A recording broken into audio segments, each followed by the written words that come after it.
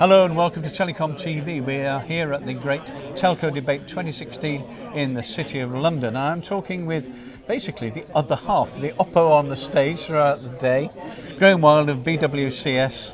Graham, welcome. Good to see you again. Thank you. I was in there most of the day and interviewing outside in various times. I thought that was a great event.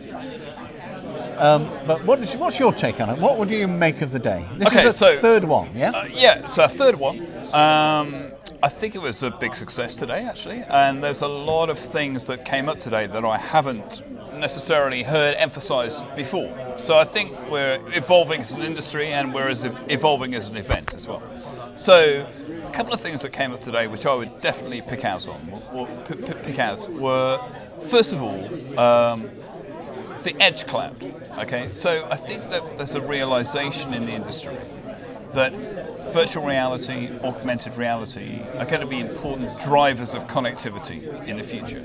Those applications need low latency, very, very low latency, much lower than we have on 4G networks, and much lower than probably we have on 5G networks, even if the applications were based in central data warehouses in London or New York or wherever.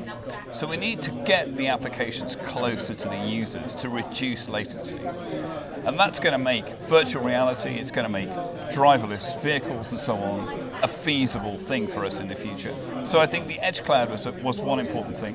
The second thing I would say is that there's a feeling in the industry that we have to come to terms with how we deal with our legacy networks, our legacy systems, our legacy services, our legacy networks, because they're a big encumbrance on us moving forwards. They're complicated, they're expensive to administer, and I think in other parts of the internet domain, people don't bother with those things. Facebook and Google, when they have systems that they want to retire, they just retire them. We, in the telecoms industry, for whatever reason, sometimes regulatory, sometimes for just a feeling of doing good for society, we keep those systems alive for probably far too long.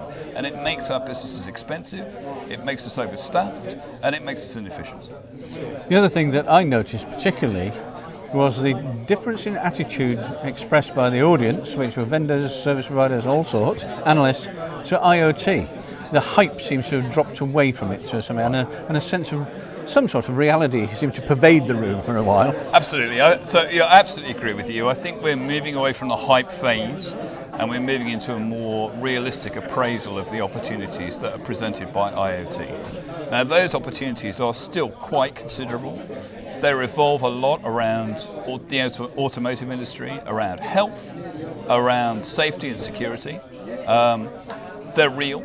But I think we've got away from the feeling that there are going to be 50 billion devices and everything in your fridge is going to be connected to the internet within 3 years. We've got away from that. We're onto a more realistic frame of mind now. But we're focused. We're focused on delivering value and delivering efficiency and standardization in those areas. So I'm encouraged. I think it's a good thing.